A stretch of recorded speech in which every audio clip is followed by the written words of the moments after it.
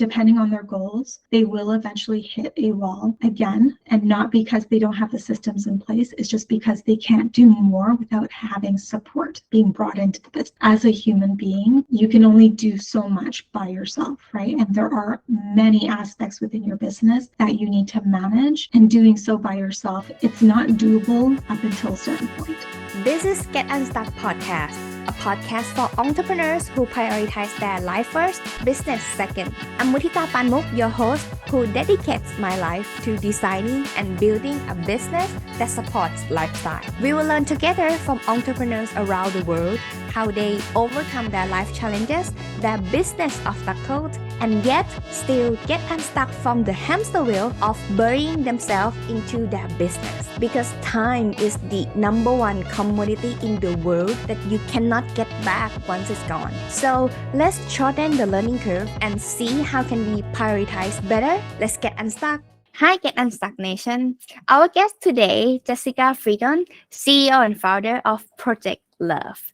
She brings over 15 years of expertise to help female entrepreneurs and lifestyle brands simplify their operations. So without further ado, since we have another operation geek in the house, let's get to know her. So please welcome Jessica to Get Unstuck Radio today. Hi, Jessica. Hi, thank you so much for having me. I'm so honored to be here. It's my honor as well, because I'm also excited and very interested to know more about you. So how are you doing so far, by the way? Is it very early over there? Yeah, it's 7 a.m. over here. I'm in Vancouver, BC.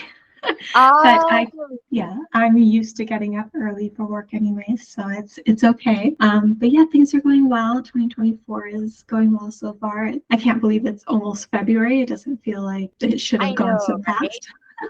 I know, right? So, Jessica, how you started your entrepreneurial journey though? So it started from a place of burnout. So I was working 2 jobs. I had a corporate 9 to 5, and then I also had a night job to support my family. One of my immediate family members was going through a health crisis, so I had put everything on hold for several years to support them financially in order for them to get the care that they needed. And through that place, I got to a state where I felt completely lost. I obviously was burning the candle at both ends. I wasn't doing anything for myself, and I felt like I needed to find that spark again and do something for me. And I decided to pick up an old dream that I had because I was a wedding planner back in the day. And it was always a dream of mine to start a wedding magazine. So obviously at that point, I was not ready to start a wedding magazine. So I started a wedding blog instead. And I had absolutely no idea what I was doing with it and what I wanted to do and what it could possibly even turn into. But as I started that whole process of creating this wedding blog and interviewing experts and just getting really in depth with the whole process, I really started to really enjoy it and got really reconnected with myself. And then I started shifting, and the whole journey kind of more so aligned with like what I needed in order to heal. So I turned to more like self-love and self-care, and interviewed people on the podcast that were experts in those areas so that I could learn how to get back to a healthy place emotionally, mentally, and whatnot. And it just slowly pivoted from there. Once I naturally just felt ready to start thinking about it as a business, then I was like, okay, so I really enjoy doing this. I have no idea what I can actually do with it service-wise. I started to try to put together things that I could offer as a service or support to my community. And it took a while for me to realize that what I do in corporate also applies to the online space. And I can use my skills from corporate to help entrepreneurs be able to set up businesses that are going to last, so that they could sustainably grow and scale their business without going to the point of burnout. So it was a very long journey getting to where I'm at, but it was what I needed to come out of the place that I started at. So do you think it's different between working in a corporate and helping entrepreneur? It's 100% different. It's very different. In corporate, there's the hierarchy. You have your CEO and whatnot. So if you're the CEO of your corporate job, it might be a little bit more similar. But I was a director of operations, project manager, and whatnot. So I had people that I had to report to, and I couldn't just do what I wanted, and it was very structured, and I had to be at my desk at 7 a.m. and stay there until 4 a.m. And I was basically like given goals for the year of what I had to achieve type thing versus being an entrepreneur. You're in charge, right? Like you're the one that's responsible for your own success. You determine your schedule. You have to be extremely disciplined. Otherwise, you're just not going to achieve anything. You have to wear all of the hats in your business. You have to know how to market your business, sell. You have to learn how to serve clients, outside of your zone of genius, whatever that is. You have to learn all these different things about like finance and metric management and strategies and whatnot. So it's vastly different worlds. So what do you think it would be the first thing that entrepreneur people or business owner would feel burnt out from in their day-to-day operation? Things that generally I have seen people get to the point of burnout from is doing all things and doing it all manually and trying to do it all by themselves. So generally the clients that I work with are solo entrepreneurs trying to get to a certain point, trying to break through that growth ceiling, but they've reached a wall where they've been doing it by themselves for so long. They've been doing things manually. They don't have an operational foundation. Things are falling through the cracks.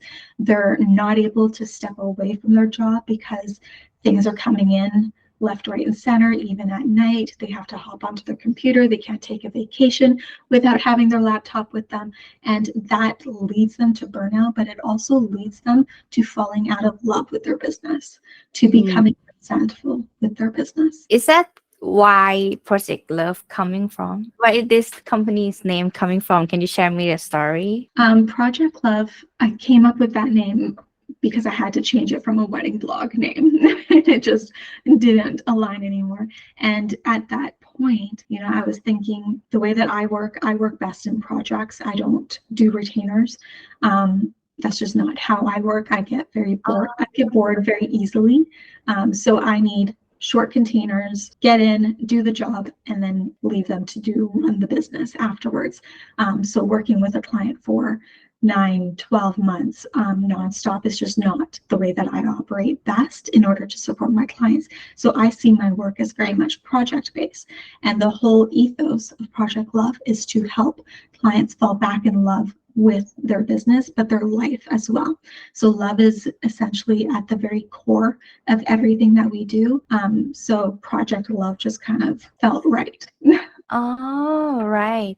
So if to work with you, how long usually it takes them to get to the point where they fell in love with the business again? So depending on what their goals are, if their goal is not to hire, my container is 3 months.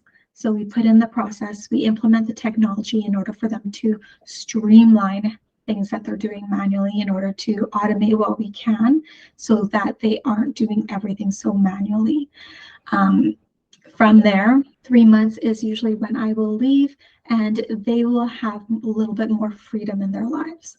They will be able to have more structure to their business, be able to take their head out of the day-to-day so that they can focus more on the visionary aspects. But if their goal is to hire, to bring on a team, it might take a little bit longer because that person, so once we've put in the foundation, which takes 3 months, they're going to need to onboard, train, and then there is a period of time, an adjustment period of time of having somebody new come into your business. They need to adjust to their new role, the processes, the working relationship, getting used to making sure that you guys are on the same page with things and whatnot.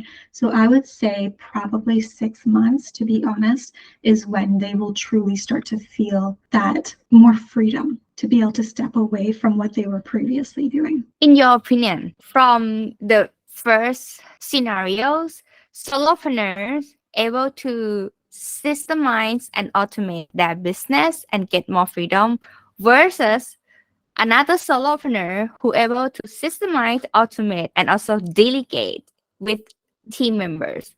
Which one in a like short-term goal, like within a year, actually have simpler outcome from your record? Within a year, Mm, all of them so far. Yeah. sorry? So all of them have experienced that outcome within that year. No, I mean, which one is easier to Oh, have which the one is outcome easier? From my perspective or from the client's perspective? from your perspective? From my perspective, they both have their challenges. So if it's a client that's wanting to stay a entrepreneur, it's hard for them to be able to get to a certain point in their business that they're probably envisioning staying solo. So I can do my best, but in order, depending on their goals, they will eventually hit a wall again, and not because they don't have the systems in place. It's just because they can't do more without having support being brought into the business. As a human being, you can only do so much by yourself, right? And there are many aspects within your business that you need to manage, and doing so by yourself, it's not doable up until a certain point. And Right? what you normally do in that situation? I would just have a conversation. Maybe they have fears around hiring, right? So it's just really understanding and having clarity about what their vision is, what their goals are, what they want their life to look like. So their North Star essentially, and really uncovering, is it because it's a fear-based decision that they're not wanting to bring support in? Or is it truly like they want to stay solo, they want to stay small, they don't want to have that, and then building out their operations to support that goal. But when it comes with hiring, it is a little bit more challenging because you are bringing somebody into the business. We need to make sure that they are properly trained. We need to make sure that they are the right fit for that role, and that role is the right role to start off with in order to build out that team. And making sure that it's a good cultural fit. So identifying exactly what type of culture that client wants to build out within that team and that company, and making sure that that employee is the right fit for it in order to build it for that next employee to come in, and so on. So that can be the most challenging, is just making sure that we have the right people in the right seats to support that business owner, as well as the culture that they're trying to set. And that can take some time, because a lot of people, interviews are only so in depth, right? You can only learn so much about an employee through an interview. You really just need to see them hands-on, actually working and actually interacting with the owner on a day-to-day basis to really see how it's going to fit. Have you ever met clients who thinking that this is the type that people they want, but actually these type that they thought they want, these are not what they need? And how you deal with them? Yeah, How that happens often. Or they you want to hire a friend, or they think that they want to offload one type of task or create a role for that type of task, when really it has a higher return on investment of time for them to take away a different task that they no longer need to do, but they're reluctant to let go of. So it's really just having conversations with them and really having the data to back it up, and kind of peeling back the onion with the entrepreneur to really understand where they're coming from, because a lot of the time it's out of fear that they're making these decisions, right? Fear of letting go of control, fear of letting go of a certain task because they want to make sure that it's done a certain way.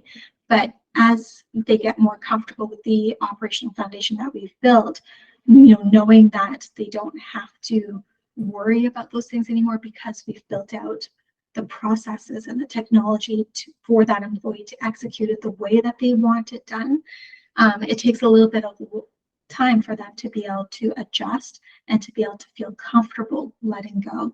So we've had those conversations, and I do my best to make sure that we're making the right one. And I've had clients still continue to make the wrong one, and have to, unfortunately, let that employee go, or it falls apart naturally because it wasn't the right fit from the start, and they have to go back to the drawing board and hire again. So it does happen, but I think that that's part of the process. Even for myself, I've gone through it, where you kind of have to try things out to see what fails and what doesn't. You kind of have to try things out to learn as well as a CEO what you should and shouldn't be doing and why you're making these decisions so that you can do some inner work as well in order to heal things that may be blocking you from making the right decisions in your business. I like the way you look at things. So that's also let them teach themselves as well how they make decisions further along the way. Yeah. That's a good way of telling them because sometimes they don't believe us what we tell them. And that's okay. We can only do so much as a service provider to support our clients, right? They have to learn from their own decisions as well, right? Whether it turns out as a great story or if it's something that needs to be pivoted or adjusted. That's how they learn, and that's how they grow as a CEO and business owner, is by making mistakes or having wins essentially. You mentioned about data. In case the business come to you with everything all over the place, I bet you have found some. And how you declutter them then, and able to help them with the data to support their decision making process. So it's about tracking your metrics, right? So your KPIs throughout your business. So for client experience, what is your client experience feedback? What is your referral rates, your repeat client rates, lifetime value, whatnot, lead conversion, just really looking at all of that data when it comes to your marketing strategies, all the different KPIs that you need to track within that to see what's performing well, what isn't performing well, your financials, revenue coming in, your profits, the cost per service to be able to provide that service. And then as well, like lead acquisition costs, like all those types of things. You need to understand what's going on in your business in order to be able to make more informed decisions. And that goes hand in hand with also just knowing your business, knowing your clients, your community, and what they need, and kind of trusting yourself as well, like leaning into your intuition, but using that data to back it up. But if they don't know those numbers at all, generally they don't. 99% of the clients that I work with are not tracking anything because they don't have time to, right? They're doing so many things in their business, and their priority is serving clients and getting sales in order to be able to generate the revenue that they need to get to their goals. So no, they do not track any kind of metrics, or very limited if they do. And it's not consistent either. So they don't have that data, and which is why they're not making strategic decisions that is really going to propel their business forward. So that's where I step in, is to help them have that foundation, which includes the metric management and how to go about tracking the different KPIs you need each month, quarter, yearly, etc., and what to do with that information. Got you. Oh, that's why. Yeah, because that's also something. It's always the questions that, oh, and how did you know that? Oh, we don't know. We don't track that. And I was like, what? And how you got the price? You don't even know the cost. And how you know you make profit out of it is always a guessing game. Yeah, absolutely. Especially with services. They price their services based off of what they think they should be pricing it based off of what others are charging for similar things in the industry. But they haven't really dove in to determine, based off of the deliverables, things that they need to deliver to their client based off of that service level. How much time is it taking for them to deliver those things? How much time is it taking for them to onboard, to offboard, to support, to answer Slack messages, Voxer messages? Do they have team members that dedicate their time to these clients' deliverables as well? They don't take into account all the different costs that are associated with delivering that service to a client. And when you don't know those costs, you may be undercharging, right? Which is what I was doing initially. I was way undercharging.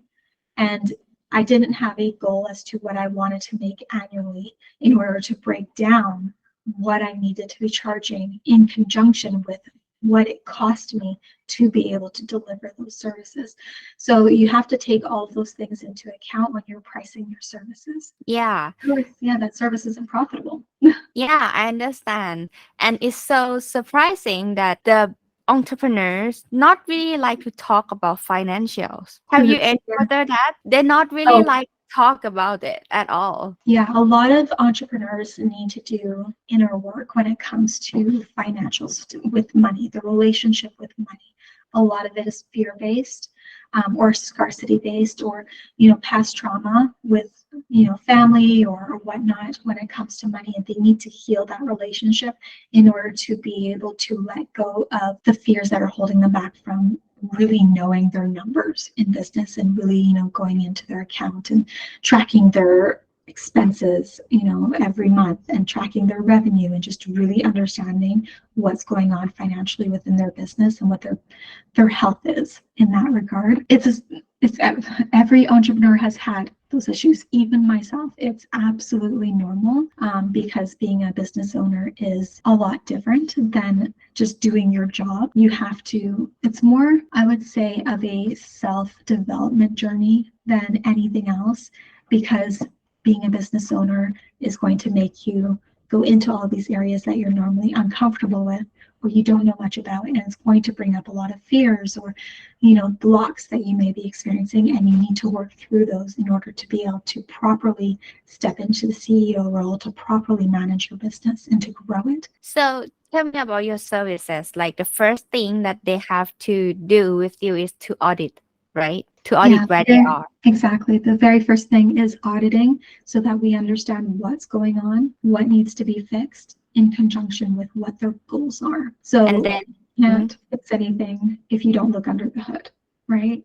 Then you're just going in blind, and you're just doing what you think needs to get done, when in reality there's other core issues that need to be managed first. I get that. And for those clients who like, I think I need to get this fixed, but you not agree with it, how do you deal with them operation wise? Once I do the audit, we will go through the audit findings together, and there will be, like, I will identify the return on investment. So which ones are the more critical ones, and we'll talk about them in depth, right? So I will explain to them, this is why we need to focus on these ones. These are impacting this, which then impacts this, which then impacts this.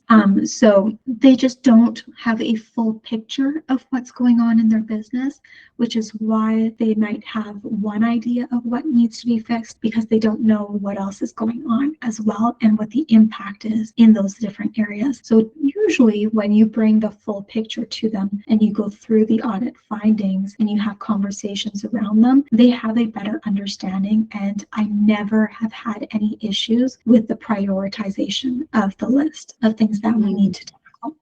Because you're already self-explanatory during that time. It's already clear out. Oh, so they are easy to accept then. That's good. Thank you. And yeah, I mean, it's good that like, it's like they are like, oh, I accept this one. Everything is clear out. Oh, this is something that I have to accept, that without this, I couldn't move on or something. Exactly. It's just lack of awareness for them, which is absolutely normal based off of where they're at. What about technology implementation? That is another service of yours.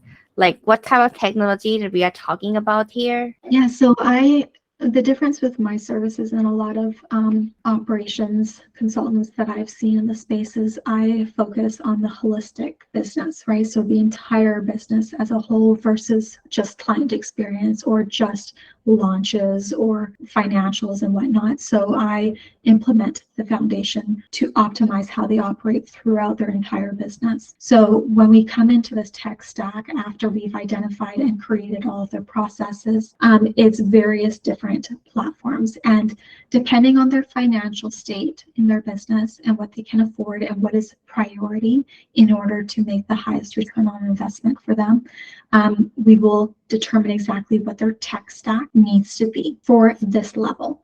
So generally, the very first thing that we're going to implement, because I work primarily with service providers, is a CRM, if they don't already have one in place. If they do, we're going to review that platform to make sure it's the right fit. If it is, then we will fully customize it to support the process of serving their clients, so their onboarding, offboarding, etc. Then we would look at the difference. So if they are looking to bring on a team, then I would highly recommend that they bring in a project management software, which isn't just for managing projects. I use it as a business hub for collaboration, visibility into your business, as well as accountability.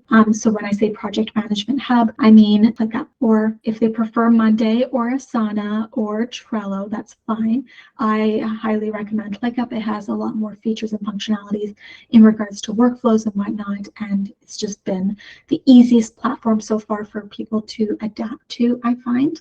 So that would be the second one, and then we would look at the social media is a very big one, because obviously they have to market their business. So making sure that they have a social media scheduler in place, which I recommend Metricool. They obviously would need Canva, because they most likely cannot afford a graphic designer at this point. So if they're not utilizing Canva, we would make sure that they implement that, and then customize their brand kit to align with their brand guide. And then we would look at Flowdesk. There's other platforms that we would look at depending on what else they are doing in their business as well. But generally, those are the core that I would look at.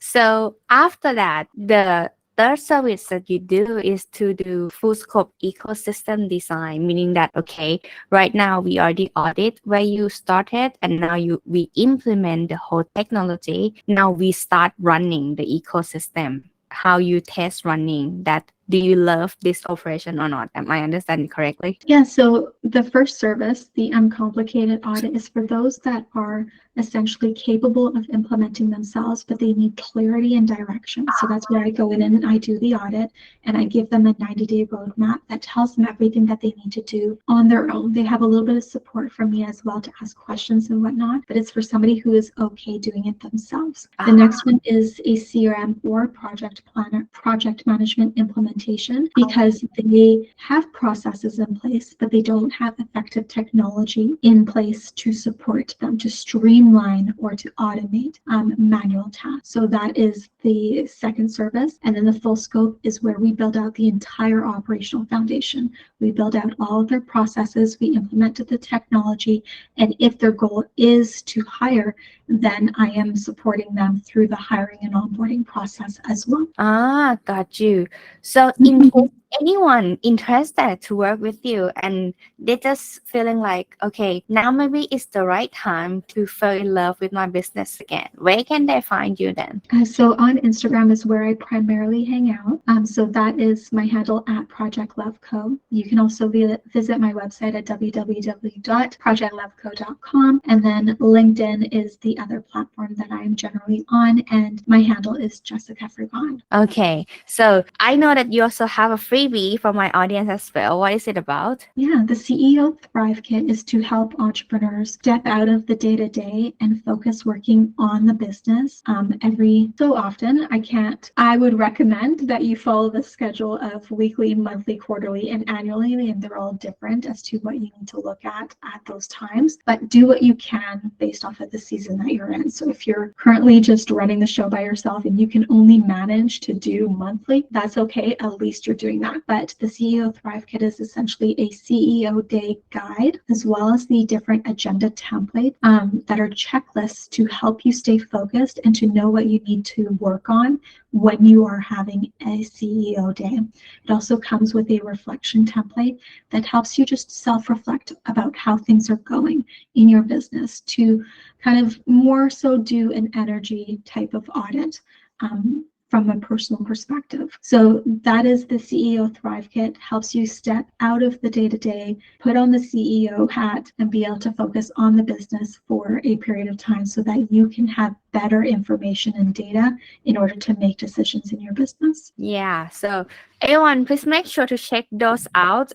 Everything will be linked in the description below, as well as the show note, and also around here somewhere. So please, thank you, Jessica, for joining Get Unstuck podcast today. And I hope our audience, Get Unstuck Nation, knowing more about operation that is more than just day-to-day things. It's actually everything that you do in the business is operation. And yeah, hope you get unstuck from wherever you are in the operation today, and you get to know better how you can clarify the process of your day-to-day tasks at least. So thank you, Jessica, for sharing this knowledge with us today. It was my pleasure. Thank you for having me. Yeah, thank you. I hope this episode inspires you wherever you are in your entrepreneurial journey so that you can have your business that supports your lifestyle. Get a show note at getunstuckmethod.com/podcast.